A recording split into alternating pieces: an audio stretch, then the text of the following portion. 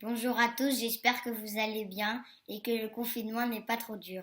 C'est le deuxième Shabbat tous à la maison et moi ça me manque de plus vous voir. Pour aujourd'hui, un Dvar Torah de Rav Benji. Nous sommes vendredi 27 mars et c'est le numéro 5 d'Hillel TV. Shabbat Shalom.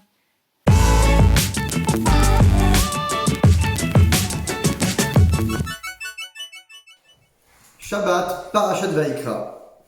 Dans notre parasha, la Torah nous raconte que Akadosh Baruch Hu a appelé Moshe Rabbeinu, qui était à l'extérieur du tabernacle, pour l'inviter à entrer dans ce tabernacle.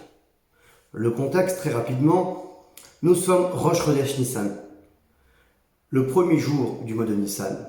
Enfin, le tabernacle qui a été bâti, qui a été monté à la fois par la générosité du peuple juif et la réalisation de Moshe Rabbeinu lui-même, qui a monté de ses propres mains le Mishkan le premier Nissan, ce tabernacle attendait que le peuple juif puisse enfin servir et procéder aux offices au sein même de ce tabernacle.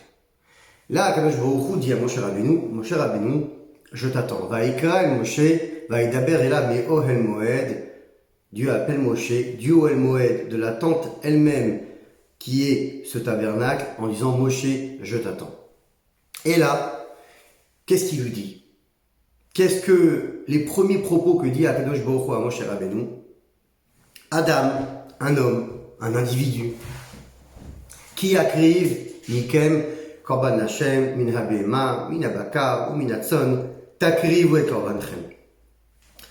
Un individu qui voudrait faire un sacrifice à Kadosh Baruch Hu. On parle d'une personne qui voudrait faire plaisir à Hachem. Il voudrait se rapprocher de Dieu. Alors on lui dit, écoute, il n'y a pas de problème, tu devras apporter des sacrifices, mais attention, les sacrifices sont encadrés. Il faudrait qu'ils viennent d'abord de Behema. Qu'est-ce que Behema? D'animaux domestiques, de bétail. Un homme ne peut pas faire un korban avec un animal sauvage comme par exemple un cerf. Il ne peut pas. Au sein de ce bétail, soit on a le bakar, le gros bétail, soit on a le tson, le menu bétail. Et après, la Torah donnera plus de détails. Comment doit-on procéder lorsque quelqu'un veut offrir un korban, différents types de sacrifices, mais en tout cas, la Torah commence par ces règles qui sont d'abord générales. Ça doit venir de bétail, menu gros bétail. Quand on prend le verset, il y a une question qui se pose tout de suite. Adam qui akriv mikem. Normalement, on aurait dû dire Adam mikem qui akriv. Et j'explique pourquoi. La Torah nous dit un individu parmi vous. Donc on a le peuple juif et un parmi vous qui serait motivé. D'où mikem. Mikem, c'est d'entre vous. Normalement, on aurait dû dire Adam mikem. Un homme parmi vous. Alors la Torah ne dit pas comme ça. Elle dit Adam qui akriv, un homme qui voudra apporter un sacrifice. Mikem, parmi vous, Korban Hashem. Le mot Mikem, il n'est pas à sa place. Normalement, on doit s'exprimer de manière beaucoup plus claire. Adam Mikem qui akriv.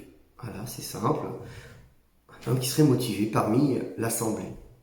Donc le mot Mikem n'est pas à sa place. Pourquoi ça? Vous savez très bien que la Torah nous cache des messages entre les lignes. Et là, il y a un message extraordinaire. Quand la Torah nous dit Adam Mikem qui akriv, la Torah est en train de nous dire qu'une personne qui voudrait s'approcher d'Akadosh Baruch Hu, il faut savoir que le sacrifice, il vient de l'intérieur. Mikem ne veut pas uniquement dire au sein d'une assemblée, mais plutôt au sein de vous-même. Adam Mikem, qui a crié comme un homme, quand un homme voudra s'approcher d'Akadosh Baruch Hu, il faut savoir que ça doit venir de l'intérieur. Et qu'est-ce qu'il doit offrir? Il doit offrir sa Behema, ça veut dire son côté animal. Lorsque on s'arrête sur nos défauts sans pouvoir les travailler. C'est le côté animal que nous avons. Parfois, il ressemble à un bâcard, c'est-à-dire que sans faire exprès, on piétine sur une autre personne. On a des pulsions qui sont incontrôlables et c'est à nous de les raffiner. C'est ce qu'on appelle le bâcard. Ou parfois Tson. Tson, c'est celui qui, en réalité, au fond de lui-même, cache ses petits défauts. Quand on le voit, tout va bien, alors qu'en réalité, il est rempli de choses qui sont plutôt liées à du négatif. Et la Torah, elle nous dit quand quelqu'un veut s'approcher d'Akadosh Baruch Hu, il doit savoir offrir de sa béhéma, de sa personne, de son intérieur. Et c'est comme ça que on offre un sacrifice à Akadosh Baruch Hu. Une des grandes leçons que nous apprenons dans notre paracha, c'est que même si malheureusement, nous n'avons pas un lieu qui ressemblerait à un Ohel Moed, qui sont nos synagogues, dans ce contexte très particulier. Il faut savoir que nous, avec nos lits de prière, avec nos chumashim à la maison, lorsque on prie sincèrement à Kadosh Baruch Hu, eh bien nous sommes en train de faire un sacrifice. Nous prenons notre béhéma, nous prenons notre côté qui est négatif, on l'amène vers la Neshama, qui est ce feu intérieur que nous avons, on rapproche les deux, et c'est comme cela que même à la maison, en priant à Kadosh Baruch Hu, on offre notre propre sacrifice. Shabbat Shalom Vorach, des bonnes nouvelles, des Karov Mamash avec Mashiach.